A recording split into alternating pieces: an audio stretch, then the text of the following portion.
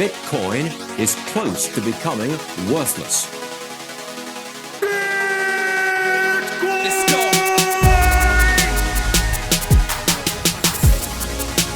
Now, what's the Bitcoin? Bitcoin's like rat poison. Yeah. Oh, The greatest scam in history. let's get it. Bitcoin will go to fucking zero. Yeah.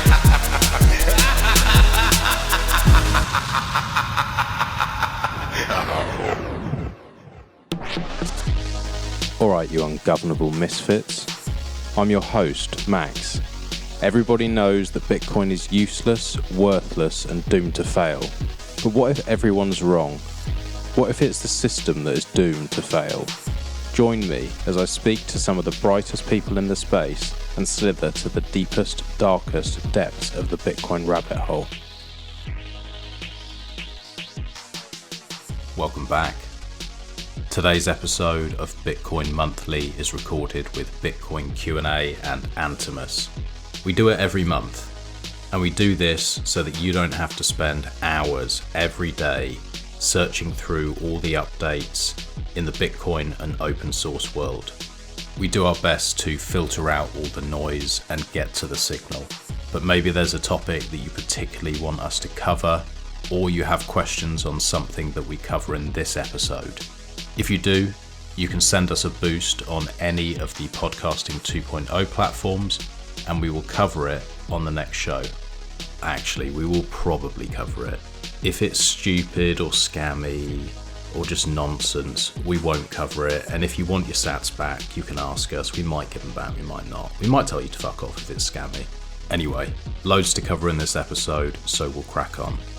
Before we start, I want to say thank you to Foundation Devices for sponsoring this show. We wouldn't be able to make it without them, and I appreciate that they sponsored this show despite knowing that I would shill their product to friends and family and listeners anyway. It really is the best hardware out there. It's fully open source, it has the best team in the Bitcoin world, and they're doing everything that they can to keep you safe and secure. QR scanning is piss easy with this thing. Envoy, their companion app, is beautiful, and the new UTXO management tool is amazing. We cover some of this in this show, so I won't bang on too much, but if you haven't already checked them out, you need to go to foundationdevices.com. I've put a link at the bottom of the show notes, but you can use the code UNGOVERNABLE if you do decide to buy one. You'll get 3 months of iVPN usage for free. foundationdevices.com. Finally, if you want the best Bitcoin node out there, again, fully open source and with the best team in the space, go to RoninDojo.com. I've put a link in the show notes. You can use the code UNGOVERNABLE. If you decide to buy one of their Tantos or Tanto 2s, you will get a discount and I will get a few sats as a thank you for mentioning them. Everyone's a winner. Enjoy the show.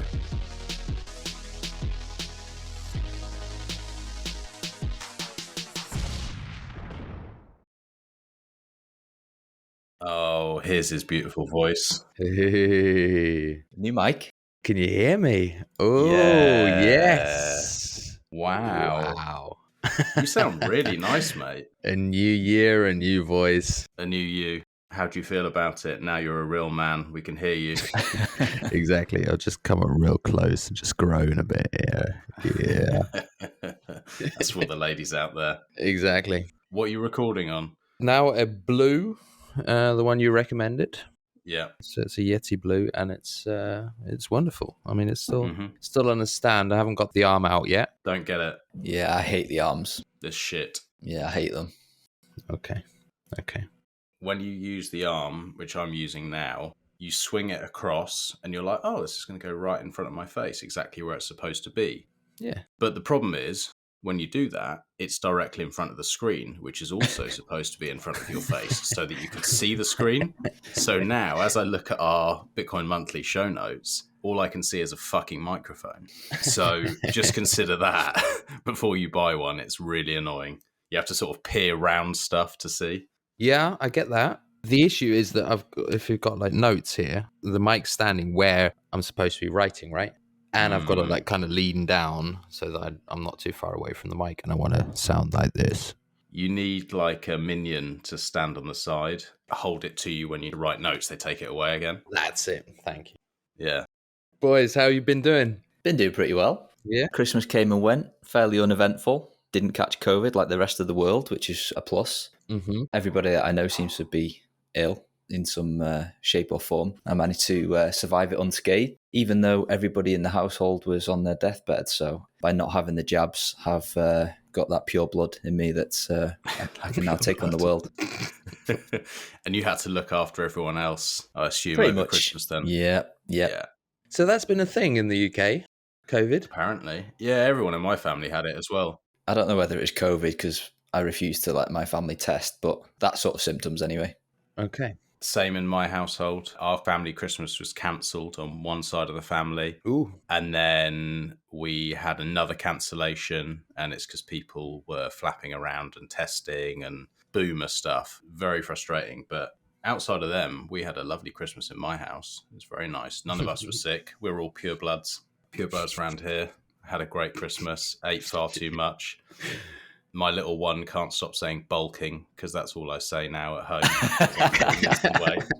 So they just walk into any room and see any protein shake or any food and just go, bulking. Oh, amazing. And that was what Christmas was about. What about you, Antimus? Yeah, well, this year was really relaxed and really slow. That was amazing. Like the last years, because I've got a pretty spread out family together with my missus. So over the last couple of years, it's been a lot of traveling and going backwards and forwards and split up and so on. So this year we just kind of retracted from all of that and just had a really solitary holidays, and that was absolutely beautiful. So yeah, we got a puppy, and so that was wonderful to have a bit of time with the puppy, and because the last 2 months have been pretty tough getting her up to speed, but everything's wonderful now. Can we do some puppy news? Yeah, I was going to say I need some puppy pictures when we get off the recording. Let's just know a little bit about the puppy. How old? What breed? Don't dox too hard, but it'd be nice to know. No, she's fine. A Labrador, and Classic. she's now 17 weeks, so just over 4 months. And yeah, I mean, we got her with like 8 weeks or something, 7-8 weeks. So at the beginning, obviously, a lot of wiping and a lot of she just eats everything. Fucking hell. So yeah, That's saved Labrador. her from near death a few times. Exactly. By the way, anybody that tells you getting a puppy is preparation for having kids is a barefaced liar. Yeah. Ignore everything they have to say. I bet. Yeah. Yeah.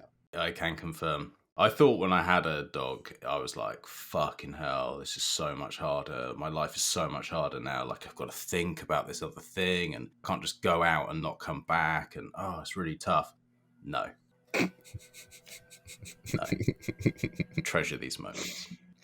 Yeah. No, it's absolutely. I mean, and now it's amazing. I mean, obviously, the first few weeks when it's sort of just a little sleep and all that kind of stuff. But I mean, that goes over so fast. I mean, dog. I mean, you kind of notice how fucking slow humans evolve. Like it's like little kids. Fucking hell. Like it takes ages. Like it's so vulnerable and helpless. I mean, these little ones. I mean, you're out of it in like 2-3 weeks. I mean, so it's fine. Yeah. And now it's a proper little dog, man. That's wonderful. Love it. In other news, the ETF came and pumped all of our bags and we've all retired now, like Bitcoin Twitter said we were going to. Oh, wait. Oh, shit. I better send that boat back quick. Shit. Sell the yacht. Yeah, good job I kept the receipt. Exactly. Oh, man.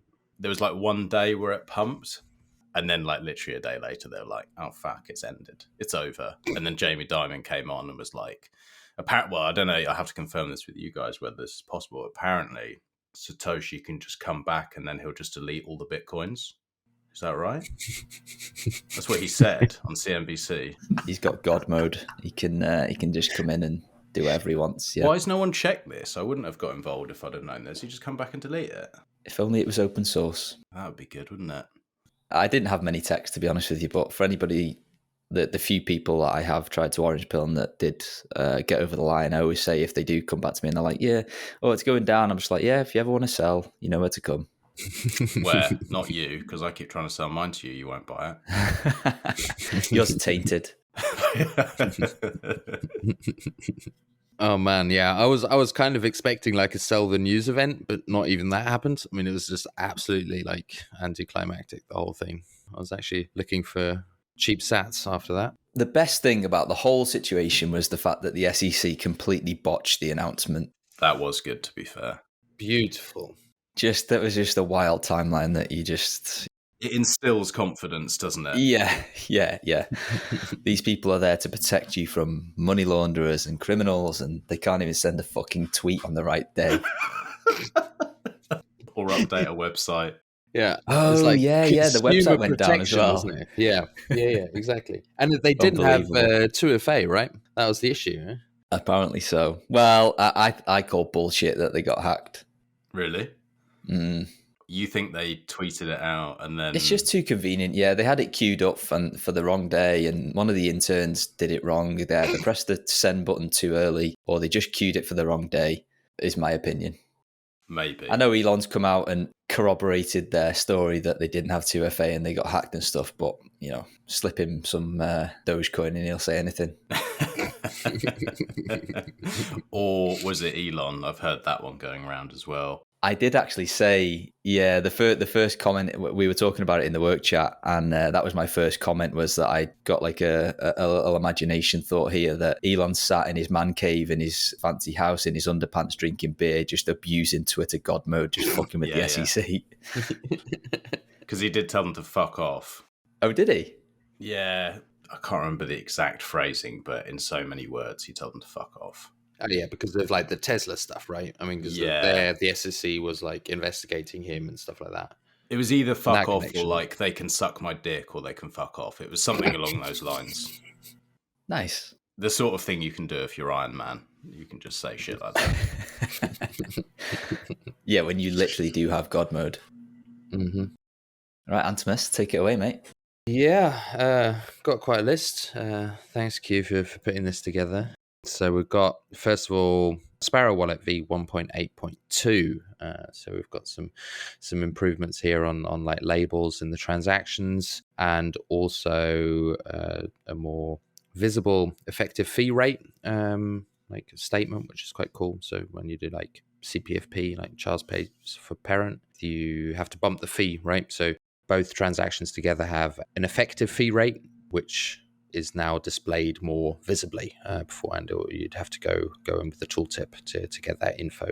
So there's some like minor improvements there. As always with Craig, there are quite a few things bundled up in these updates. I don't know if anything else jumped out to you guys. Well, first off, he got it in by the skin of his teeth. I messaged him yesterday saying that we're recording tomorrow and we've got nothing to talk about. So he's like, shit, all right, let me cobble something together. And this is what he came out with, so fair play. Not bad for that. The CPFP thing is very cool with the effective fee rate, because with the frothy mempool that we've had over the last 6 months, I've had a few messages from people that have kind of got caught out by doing child pays for parent and not fully understanding kind of how it works, and the fact that 9 times out of 10 you have to increase the fee rate quite drastically to pay for the parent transaction. Whereas some people get caught in the trap of they just bump it up a little bit thinking, well, you know, if I did 10 sats per byte before and now I do 15, and that's what mempool says, then like you said, Antimus, that doesn't mean that the effective fee rate is the new one that you applied. It has to be much higher than that to carry the weight of the previous transaction. So being able to see that in Sparrow now before you hit the big red button to send it and commit is going to save people a lot of headaches, which is a good thing, and obviously well thought out by Mr. Raw as well. The only other one from this release is that you can now reorder the outputs of a transaction, which will make no difference to the 99% of normal Bitcoin users, but apparently this is important for the ordinals degens. One of the counting method that they do to kind of order their Satoshis is like a first in, first out ordering system. And if you just kind of use a wallet like Sparrow or any other wallet just to blindly make a transaction and it doesn't order them in the way that this stupid ordinals framework says, you can Ordinal inadvertently theory. send your theory, thank you. You can inadvertently send your quote unquote rare sat or whatever crap it is that's buried within the transaction to somebody else. And then, as with Bitcoin, once it's gone, it's gone. So it's not specifically like an ordinal support within Sparrow or anything like that. It's just a case of if I've got 3 outputs to a transaction, I can choose which one goes in 0, 1, and 2 positions. Just going back to the child paper per parent bit, what's the benefit of using that rather than RBF or vice versa? I'm pretty sure I saw something the other day, which I didn't fully read, I just scanned it, where it was saying something to do with the privacy concerned with child pays for parent, and RBF gives less away or doesn't link other UTXOs. It depends a bit on in what position you are, right? So if you send coins to me, then you can only do RBF and I can only do child pays for parent, right? Because I've got the output and you had the inputs, right? But obviously if it's a self-spend, you could do both. Yeah. So if you want to mimic that you're spending the coins, then you'd want to do child pays for parent. Although, no, at the end of the day, that doesn't matter, right? Because it could still be both. So I don't quite see the privacy point, maybe Q there, but otherwise it's just like the depending on in what position you are, right? Yeah, to my knowledge, the only privacy thing is with RBF, you can include additional inputs when you replace the transaction. And if you don't have a say on what inputs are used, then obviously you might be adding additional inputs to the transaction that are not desirable. Yeah, I think that was the point. I suppose if you're not labeling or you're using something and then that links. Yeah, okay. So there's that as a plus point, I guess, for child pays for parent. But the flip side to that is doing child pays for parent versus RBF. There's 2 transactions with CPFP, so it's going to cost you a lot more. And like I said before, you need to really jack up that fee rate. So, to complete that, it costs a lot more versus just replacing one transaction with another that then posts a higher fee rate. So there's trade-offs to both. But that depends on, unless I'm mistaken, but with child pays for parent, it only costs a lot more to bump the fee if you had multiple inputs with the child transaction, right? Because that would increase the weight. If you had just like one input, one output on the first transaction, then it wouldn't take that much to bump it. But the second one obviously is just one input, one output. So the weight would be a lot lower with the second one. So you'd have to bump it higher, right? Or am I? Yeah, I think you're going down the right lines. It does the way in which you need to kind of bump the fee does grow with the size of the transaction in terms of inputs, outputs, and signatures and stuff. So yeah, you're right. But the point still stands. It is still more expensive, even in the most simplistic of transactions compared to RBF. I had a situation now where I caught myself with wanting to do child pays for parent. I had to do a larger transaction and wanted to merge from different wallets into one wallet and then do a large transaction. So I sent over some coins from another wallet to the spending wallet and lowballed the fee because I knew I was going to pass it on anyway. So I could do child pays for the parent. The issue was I put in such a low fee that it didn't even show up in the mempools. And the issue was it was on a BTC Pay server, and there it was shown as spent, so I can't respend it. And in the other wallet, it doesn't show up. So that took quite a while to get that undone. What did you do in that scenario then? Did you just wait until the fees dropped and it got rebroadcast? No, I had to recover the wallet in a different wallet because it wasn't possible to do that out of, in my BTC Pay server, it was from a Lightning on-chain wallet I was spending out. And inside RTL, it wasn't possible to rebroadcast. So I had to recover that wallet in a different wallet and then rebroadcast, and that worked. Was it Blue Wallet by any chance that you used for recovery? Yes. I was going to say, because there's not that many wallets outside of LND that support that seed type because they don't use BIP39, do they? Yeah.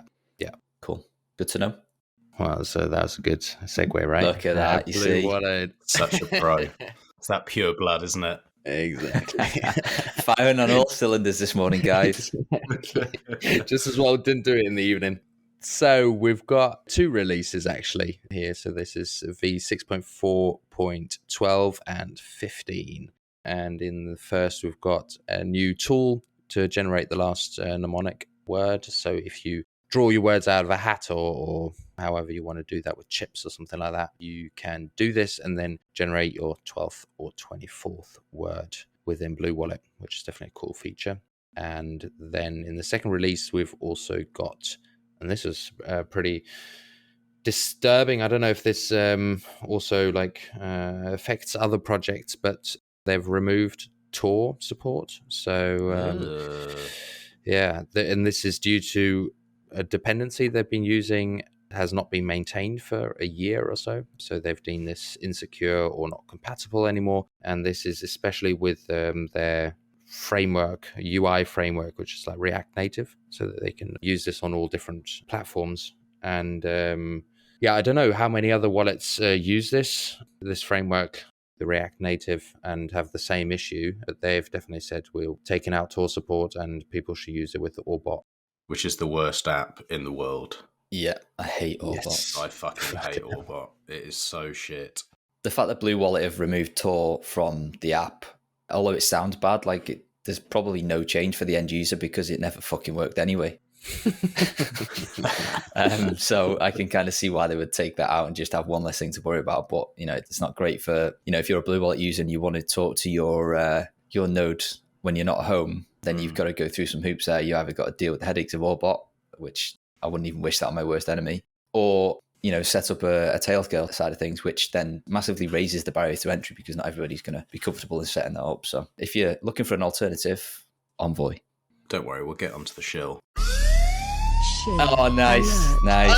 Oh! SHILL ALERT. Starting the year strong. I like it. Tor not working in bluewallet, is that something to do with their implementation or how they're setting it up? Or is that just something with Tor generally that it's just very unreliable? Because when you say it never works, it's not changing anything because it never works.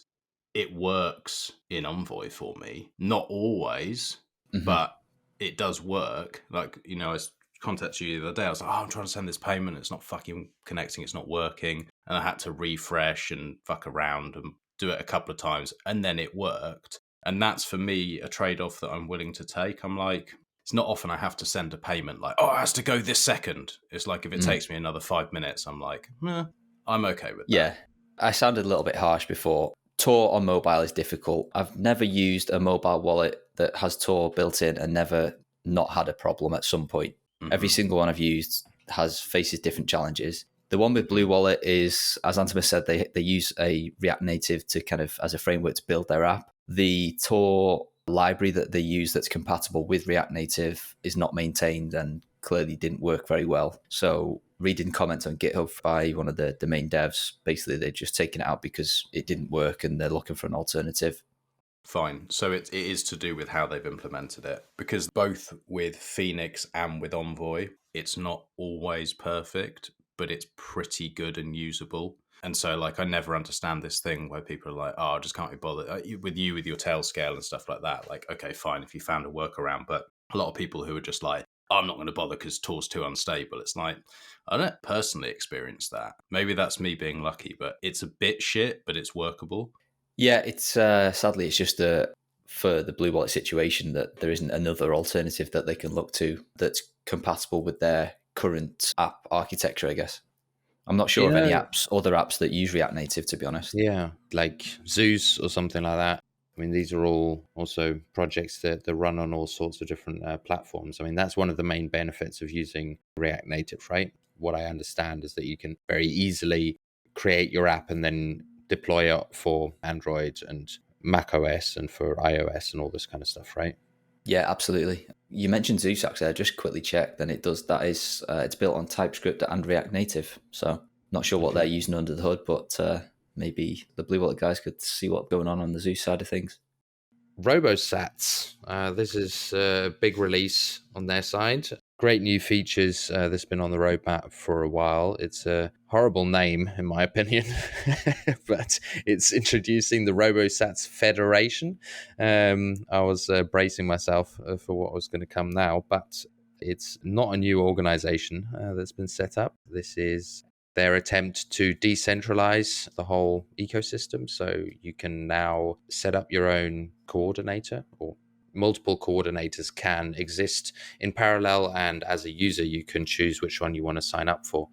So this is definitely great to see, to stabilize this project and make it more resistant against outside attacks.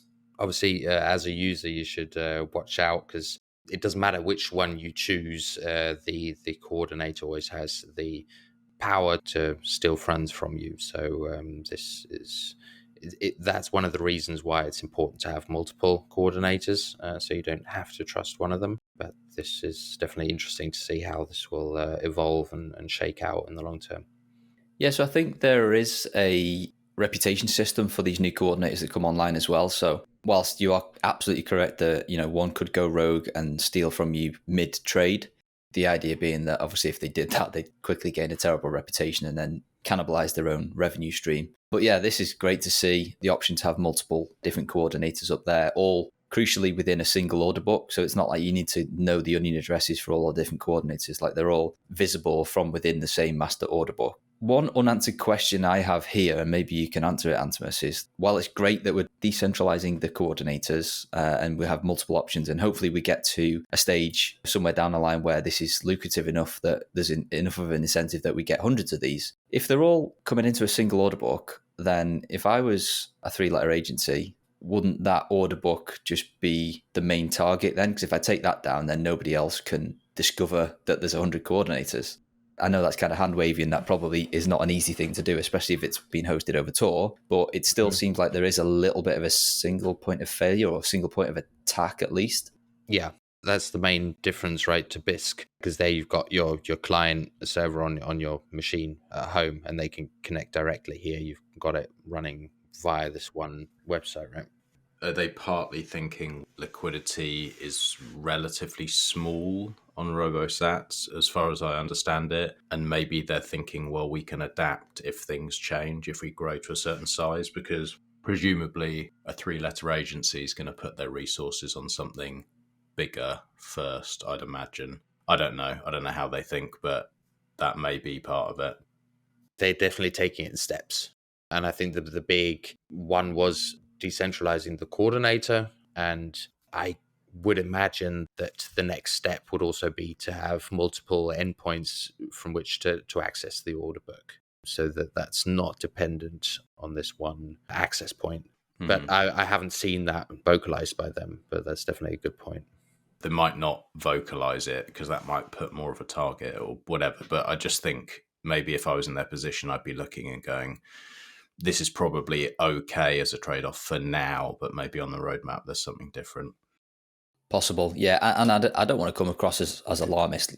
This is native to Tor, and it's non-trivial to try and take down an unknown onion address. Some darknet markets survive for years and years and years. Like it's not an easy thing to do. So I don't want to come off as like poo-pooing, what they're doing here, because this is absolutely a fantastic step in the right direction, and, love to see what they're doing. So maybe I'll try and get an answer to it. I'll hop into the Robosats Telegram group and just see if there might just be a simple answer to it, and I'm just being an idiot, but we'll see. And maybe it's even possible to do that, right? I mean, I don't know how they get all the different data from the different coordinators to bundle that up into this one order book. But I mean, it's all open source. Is it like via some kind of API system that you could just pull this data, and I could set up a website and just pull that data and create my own order book? So I think I may have just answered my own question, just been reading one of the links. I think that each new coordinator that comes on also hosts the whole thing as well. So Oh, shit. Okay. So I'll read it verbatim here. Decentralized instances. The new version brings the power of decentralization to Robosats. By spawning new instances, we increase the robustness of the platform. In order to fully stop the peer-to-peer market of Robosats, every single instance must be stopped. So what I glean from that is that each coordinator is the host for the whole order book, not just their own orders. Mm-hmm. Okay. Or their own kind of liquidity, so to speak. Yeah. Nice. Very nice. Good work. Cool. Right, next on the list, we've got Foundation Passport, Firmware v2.2.0, and Envoy v1.5.0. These were both released beginning of January, if I'm not mistaken. Yes, sir. No, I think late December, but definitely after we last recorded. The Envoy side of things, I won't go into full details because we basically covered it last time because the beta was out. So all of the info's covered within there. But the headlines are full taproot support for mobile wallets. We've now got a full Spanish translation, and then the rest of it was kind of quality of life sorts of things. So yeah, go check it out. On the passport side of things, release 2.2.0, the main headliners were if you're signing a larger transaction, larger in terms of data, so it might be a multi-sig transaction, or just a single sig with a shit ton of inputs, we will automatically detect that as soon as you start to scan the PSBT from Sparrow, Envoy, Nunchuk, whatever it is, and just say, hey, by the way, this is a very large transaction. Do you want to sign it via microSD card instead because it might be quicker? You can then say yes or no, and then switch. Obviously, if you say yes, you'll be switched into the microSD card signing flow. If not, then you'll just continue with the QR code scanning flow, and it'll just continue to read all of those inputs. It only triggers, you'll only see this when you are signing very large transactions, but it's just to give you that option to say, hey, it might be quicker to do this via a micro SD card. And once you've signed the transaction, you can also, let's say you did it with QR codes, you can then, once it's signed and passport is displaying the signed PSBT on screen via QR codes, you can now save that to a micro SD card if you want to kind of keep it and broadcast it later. If you're away from a coordinator or something like that, or you haven't got internet connection, you can just save that signed PSBT to a micro SD card and keep it for broadcast later. And the flip side is also true that if you are signing via the micro SD flow and then you're like, do you know what, I want to pass this back to the coordinator via QR codes, then you can go back the other way as well. And the final headline is that we now support restoring seed QR seeds. So both formats, compact and normal. So you can now, rather than having to type the words in to restore an existing wallet within Passport, you can now just scan a QR code if you've got one of those already backed up. Hell yes. It'd be cool if someone made some nice plates or something for that. That's wonderful to see. That's definitely something on my to-do list to get that checked out. Do you know what I've been really enjoying with the Passport? It's basic, but I really like it, is just being able to check addresses. I know that's simple, but sometimes when I'm putting in passphrase and then I'm like, have I actually put the right one in? Am I actually using the right passphrase here before I send or do a self-spend?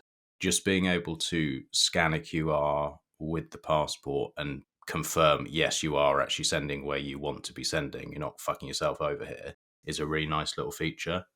Yeah, literally for me, one of the best parts of a QR code based signer is just scanning a QR code and being sure that it is one of yours, be it a receive or a change address, before you go and do a big transaction. Just to get that peace of mind is worth its weight in gold. It saves a lot of concern. For example, if you haven't written down, is it fingerprint you call it? Like when you enter a new passphrase in and then it gives you... So, if you haven't written that down or you're not sure it's right and then you're going to do a larger spend, just being able to check that, it takes like 1 second to do it and you're like, okay, we're fine. That is really nice. So just to build on top of that, we've just started quality assurance testing on 2.3.0, which should be out by the time that we record next time. We've got a full address explorer as well. So if you, for whatever reason, don't want to or don't like to do the verify QR code scan we've just been talking about, you can also go in and now view addresses by the account. So you can see a list of addresses that are controlled by the various accounts that you've got added to Passport. You can view them one by one, skip by 10 at a time if you're looking for like index 670 or something stupid like that. And then you can also view a QR code version of each and every address as well. So technically speaking, you could, if you wanted to, and I don't advise this, use Passport without a coordinator to receive only if you wanted to. Obviously, there's lots of caveats there that Passport doesn't know the state of the blockchain and the wallet itself, so it doesn't know whether addresses are being reused or not. So that's one of the main reasons why I say I don't advise this. But yeah, Address Explorer, very cool feature, especially if you're looking for like a specific address at a specific index, so you can go and check that on device for any of your accounts. One question I had to the signing with large transactions and the micro SD card option. This was for Passport, right? So on your Passport, when you start scanning, it will ask you if you want to transfer via micro SD card. Yes, only when it detects a really large transaction. So most people are never going to see this unless you're like a 3 or 5 multi-sig user, or you're a miner and you've got hundreds of inputs and you're kind of consolidating them all or something like that. Okay. But in Envoy, is that also detected? So when I set up a transaction, Envoy would already know, right, that this is a large transaction and that it could directly be transferred via microSD card. We don't support microSD card signing in Envoy yet, so everything is on the Passport side. So as soon as it reads the PSBT, doesn't matter where it comes from, could be Sparrow, Nunchuk, anything that we're compatible with, Passport will surface the warning. I understand. Right. Okay. Then next on the list, we have got Bitcoin Keeper v1.1.8, and this is custom multisig. So now you can set up any M on N multisig you want, and also coin selection, which is something we approve here. So that's great to see. Yeah, I think previously they only had like specific plans, so you could set up a single sig, like just connect your Passport, or you could do a 2 of 3, which they gave them names. I think it was like the pleb plan and the honey badger plan or something like that, and the latter being a 3 of 5. This release now basically means that you can go and do a 1 of 3 or a 7 of 12 or something, wherever you can make it fit your specific use case if you wanted to. What's the open source status of Keeper at the moment? I did not follow this, and maybe I missed this, but they had that on the roadmap, right?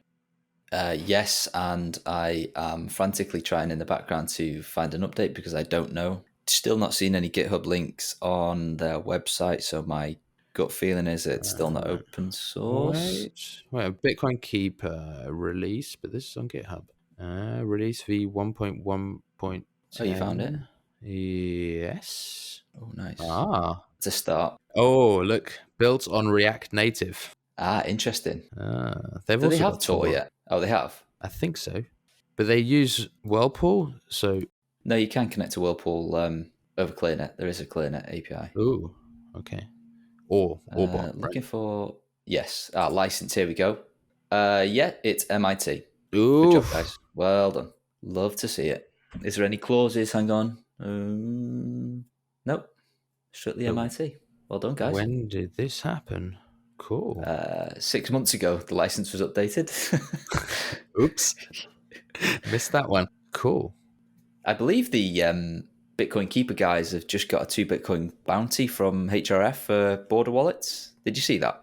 Ooh, because they implemented it. I saw the bounty we spoke about that a few months ago, right? When the bounty was put out, but I didn't see that they got it. Looks like it's just been paid out. Yeah. Cool. Was it in Bitcoin Keeper? Because the same team makes a couple of wallets. So I think it might have been in their other wallet. That could also be. I can see it's v1.1.0. PS, we've also open sourced the code under the MIT license, and that was on the 1st of August, 2023. Yeah. Bad then for being behind. Nice, because that was always the one holdback I had with that, because I mean they do an amazing job, and the UI is great, it all looks cool, and they're doing the right stuff, but it was always like, oof, don't really want to trust this with live funds or recommend it to people, not being open source. But I mean now it's been open for 6 months. Love to see it. We've got also Phoenix Wallet for iOS v2.1.0. They also support the request inbound liquidity feature. I'm not 100% sure if this was now just an update for the iOS versions and it was also already implemented beforehand. You are correct. Okay, so that's way around. Yeah, I mean, the request inbound liquidity feature is wonderful. I think I saw this the first time in like November or something. November, December? I don't know. This is coming up. Do you want to give a recap for the listeners and what it is and why it's cool? Well, for those of you who want to or who receive a lot of Lightning transactions, this is a great feature to have because obviously it's a one-sided liquidity stream. So you've got the sats always coming in from your channel partner, and at some point the channel is going to be empty. So you'll have to rebalance if you can or set up new channels, especially in a high fee environment. This can be very costly. Phoenix now offers a new feature that you can plan ahead and request a certain amount of inbound liquidity for a certain amount of time, and they'll set that aside for you, and you're paying a small fee, but it's very minor. What's small? Don't have the exact numbers in here, but I remember... Sorry, I stepped away for 10 seconds. What was the question? Of like how high the fees are for the liquidity provided, but I remember that it was pretty low. But at the end of the day, it's a great way to secure your inbound liquidity for a relatively low price without having to set up new channels and rebalance and splice your way out of it. Yeah, especially for those of you who are selling products via Lightning or just receiving your salary or getting donations or whatever. If you've got a lot of inbound liquidity coming in and you're not sending a lot of it out via Lightning, this is a great way to kind of cover your risk of future high fees. Worth explaining that you're incentivized here to do one big receive to open a large channel and pay a single fee, so that you can, if you then want to receive any further over and above that in the future after you've spent some down, it doesn't result in additional splice, which is essentially an on-chain transaction, which is then the fees are passed on to you. So if you make one big fee from the outset, you can save yourself quite a lot in the long run if you plan to use Phoenix long term and to do lots of payments in and out with it. In the short amount of time, I couldn't find the exact numbers on the cost for the liquidity. It's 1%. Oh, that's all right. There we go.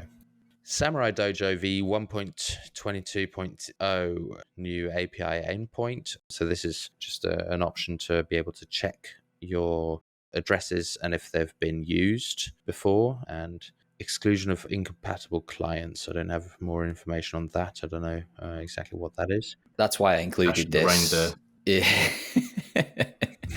Yeah, and I think Max has got a great couple of podcasts if you want to deep dive onto this. But basically, there's a fork of Bitcoin Core maintained by Luke Junior Dasher called Bitcoin Knots, which is also used, or one of the options within the Ocean mining pool. Anybody that runs that Knots client, it has certain restrictions that limit op return data or the size of it, which makes a lot of privacy preserving spends that are common within the Samurai Wallet ecosystem. They won't be relayed by those Knots nodes because Knots sees them as spam or whatever you want to call it, and it won't relay them. So if you're a Dojo user, it makes absolutely zero sense to have any peers that are running Knots, because when you send the transaction, the Knots peer will not relay it. So this update with Dojo basically just cuts all of the Knots clients and makes them, not able to talk to Dojo software.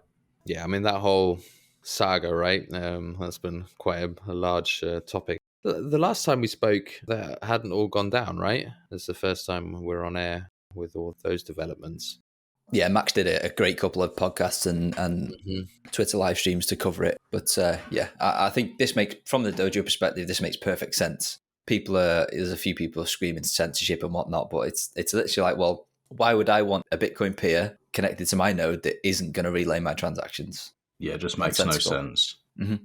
Dojo Coder broke it down really nicely on our call, which I then posted live on my feed as well. But yeah, he goes into why, and I can't see any reason why you wouldn't do that.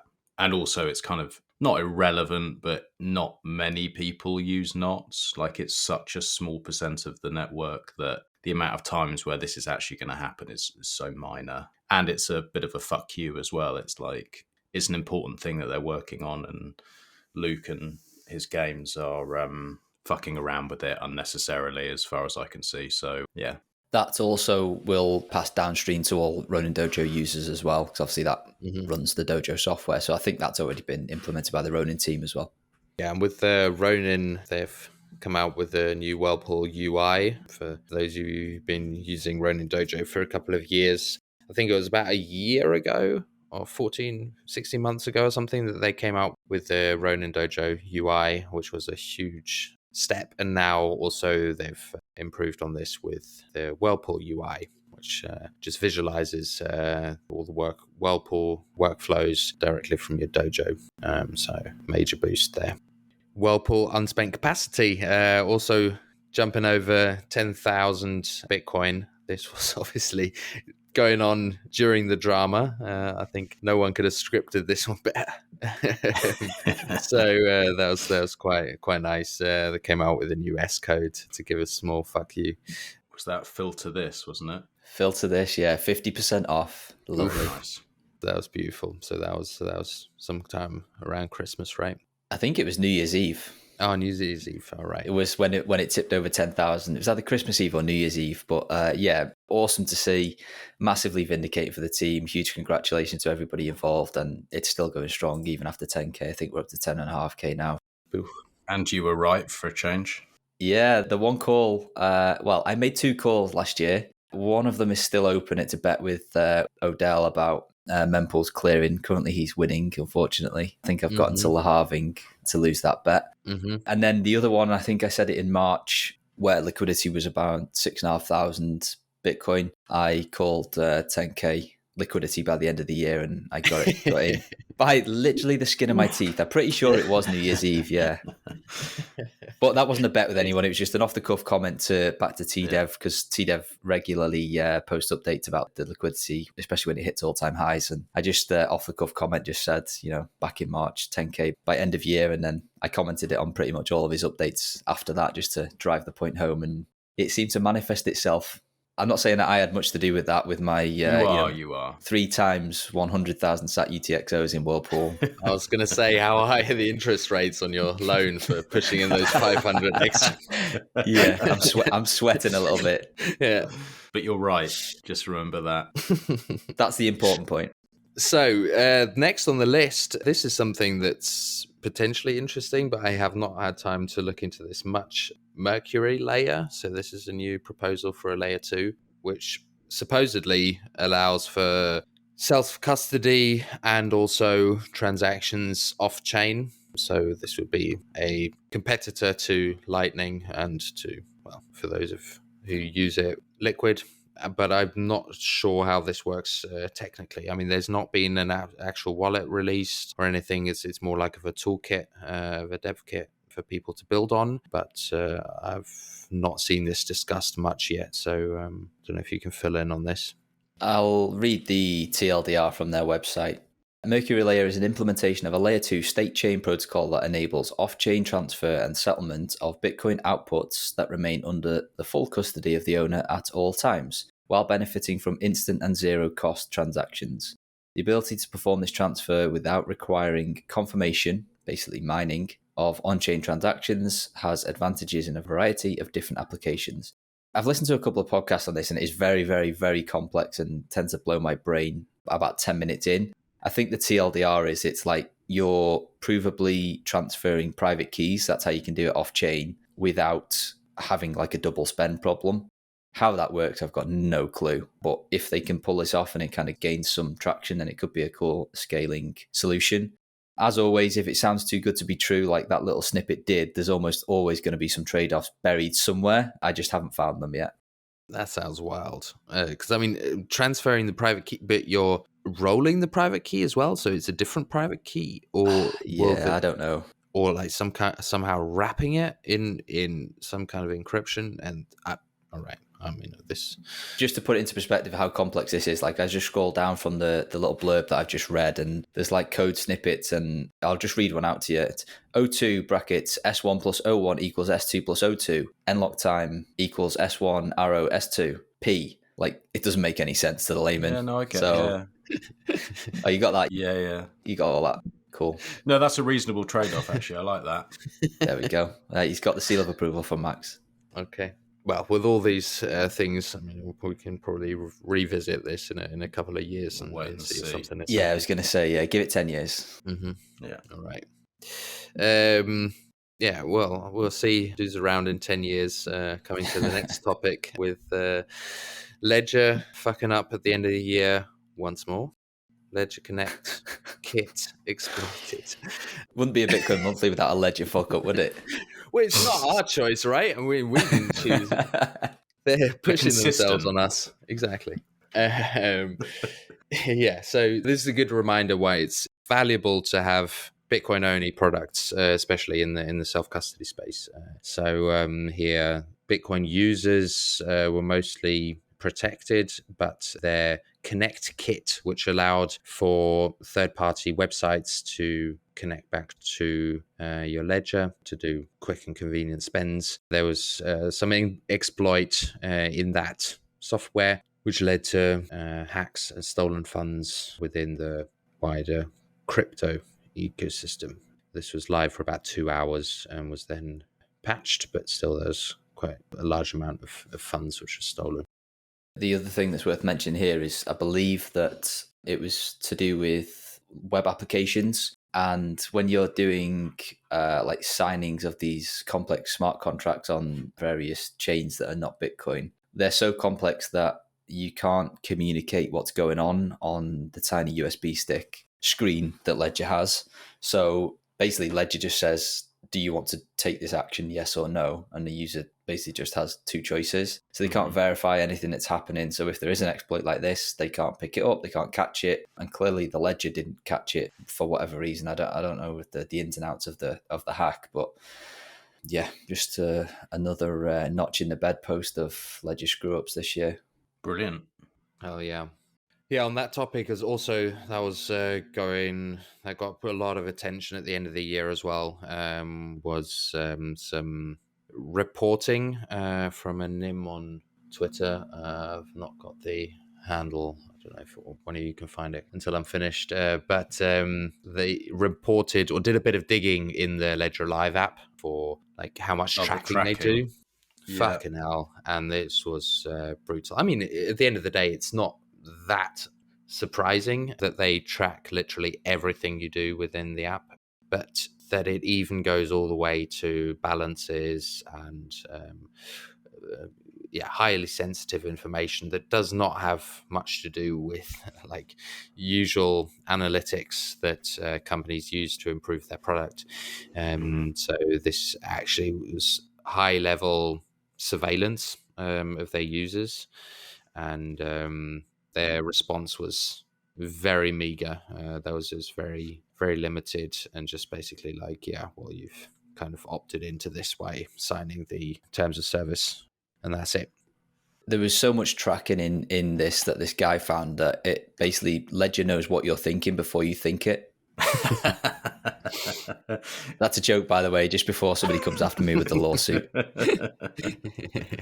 Well, I heard on McCormack's show, the best thing to do is buy a ledger, get tracked and surveilled, and then send it into Wasabi to get tracked and surveilled. If you have anything left after that, to go and gamble it. Is that true? Not financial advice. Yeah, don't do that, guys. Don't listen to any of those adverts ever.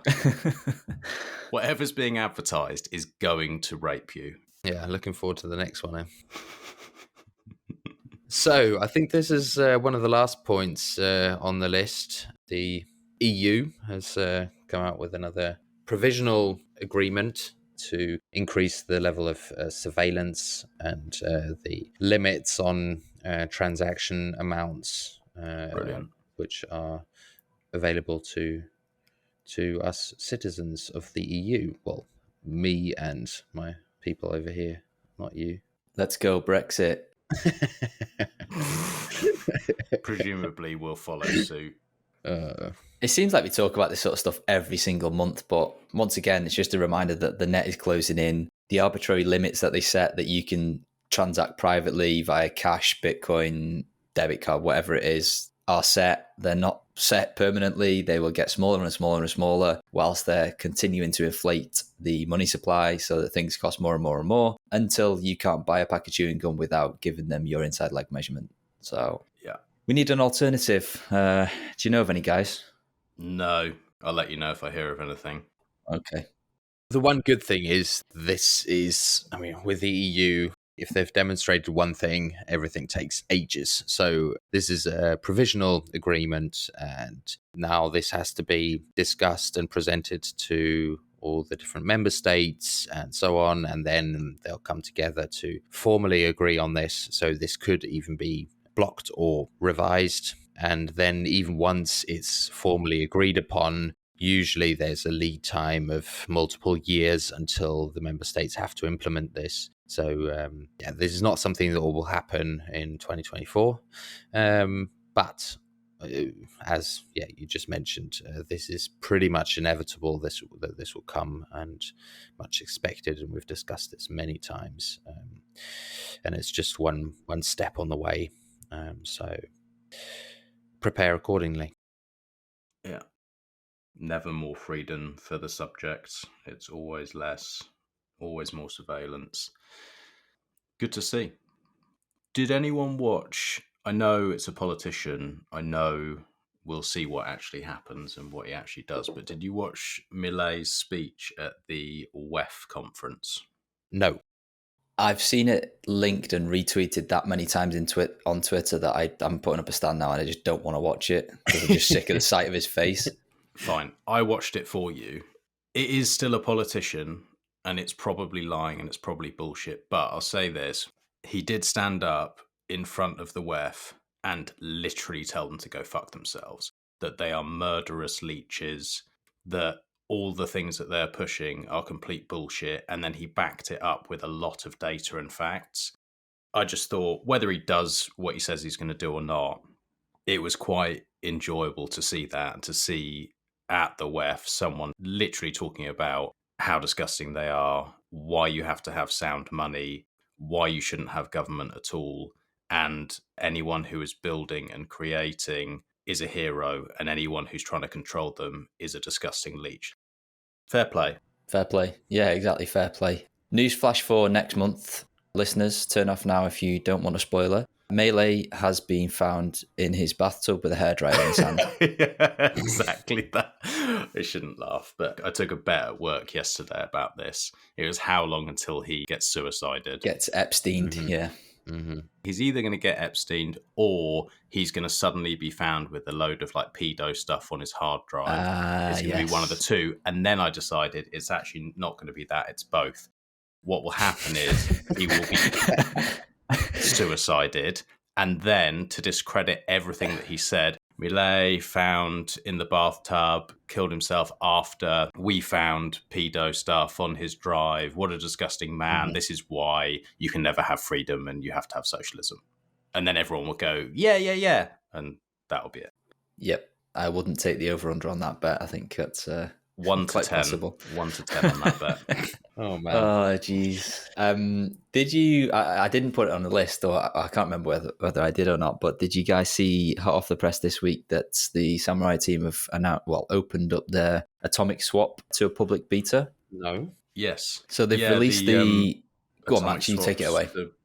Well, you know more about it than me, I'm sure, but basically atomic swaps, meaning that for your doxic change, where it gets to a point where it's too small to put in and mix again, where it's just sat there and you're like, what the fuck do I do with this? You can then swap that into Monero with an atomic swap, and then you could collect as much of the Monero you wanted over time and then swap back out or spend it, whichever you wanted, which is a pretty big privacy gain. Cool to see.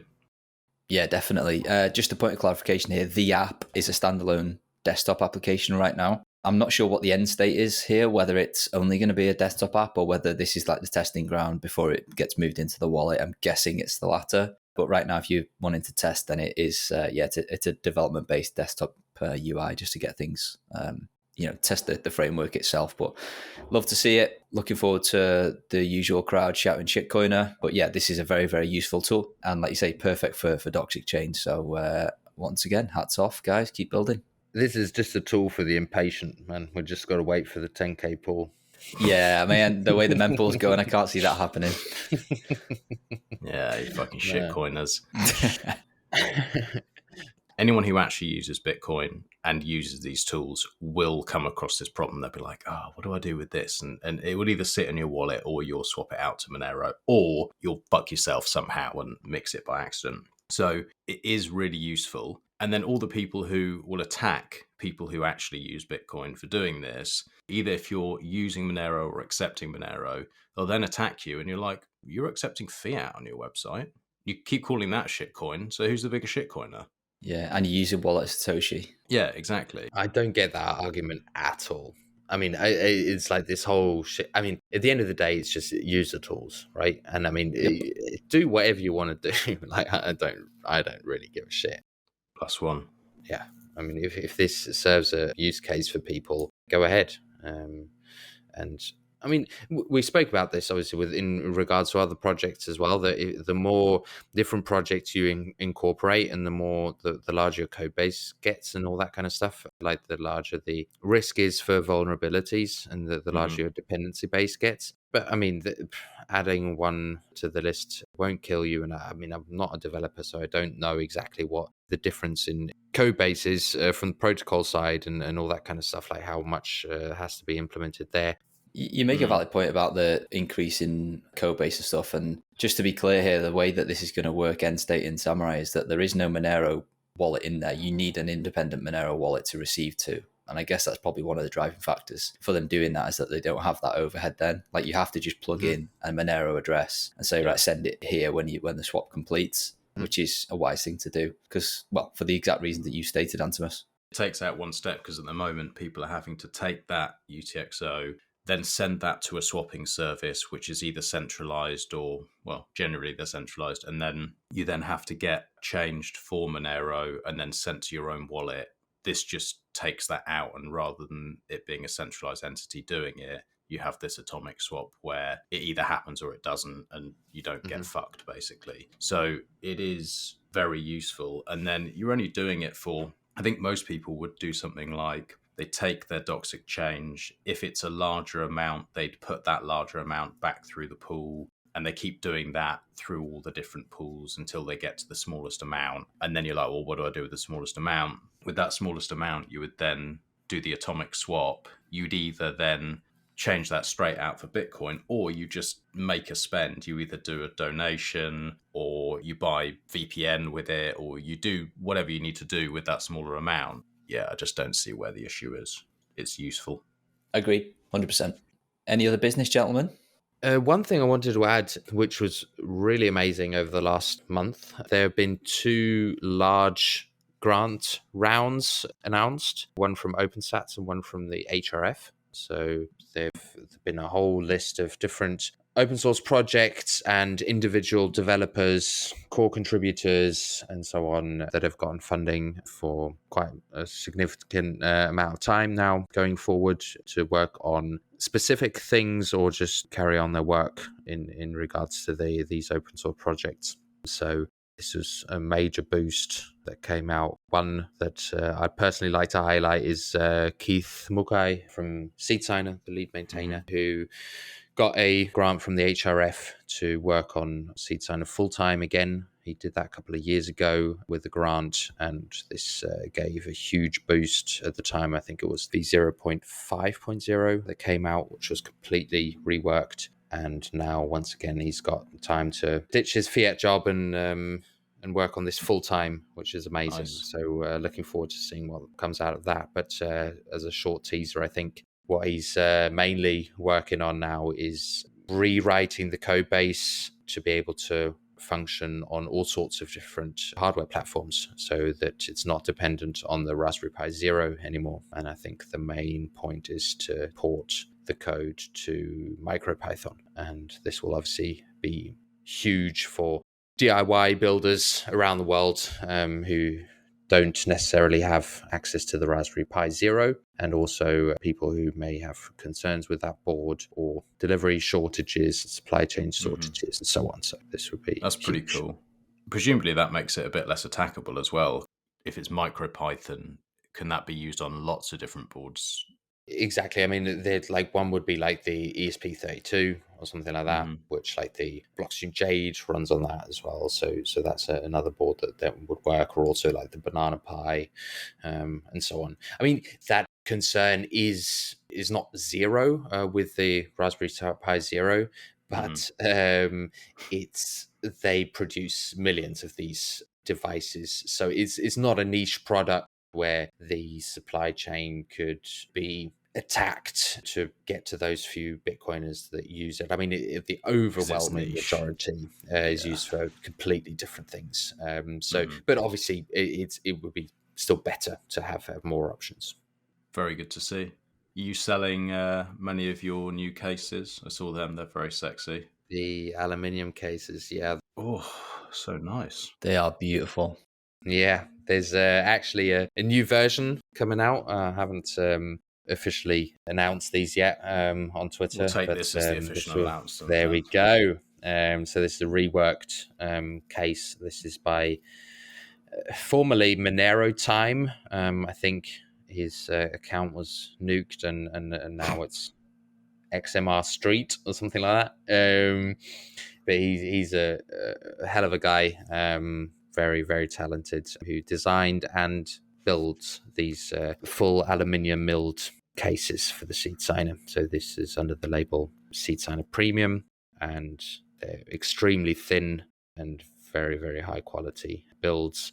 The first version came out a couple of months ago, and they had all the ports open, and now the new version will only have the power port open. Alert. There we go. About time. Alert. Yeah, so you're secured there. So only the power port is accessible. Exactly, right. So you don't run the risk of connecting this via data. And now the new versions will be in full black and full orange. So looking forward to see how they're received. Yeah, I've heard a lot of people who have actually held them as well and been like, yeah, this is really premium, like really, really nice. So that's good to see, because I've always had a bit of a problem with plastic. All this 3D printing stuff, it's like, yeah, okay, it's kind of cool, but it's also kind of shit. Sorry to anyone who's printing it and making it, but I never like have that in my hand and go, oh, this is nice. Metal for the win. That's a big step up. And I mean, I've heard this from a lot of people, especially, I mean, if you're a tinkerer and if you build it yourself, like you kind of know the value of the product and you don't really put that much weight into the feel and the aesthetic. But if you're a user and you just wants things to work and have a great experience with the whole thing, getting a 3D printed case into your hands, it's not like the most trustworthy feel and first impression, and this obviously completely flips that. And but also just playing around with it and using it is so much fun. Even if this were not like sold on my website, I personally was absolutely blown away by the work of this guy, XMR Street, who also sells these on his website. So that's monerotime.com. I think it's .com. But as a caveat, you can only pay with Monero. So Samurai guys, you got to get those swaps functioning quickly. Cool. Is that the entire list? Are we done? That was it. That was a good one, guys. Absolutely. Clean. We're getting quite good at this, aren't we? Should be by now. We've had enough practice. All right, cool. Nice. Catch up with you both next month, if not before. Good way to start a new year. Absolutely. That was fun. See you, fellas.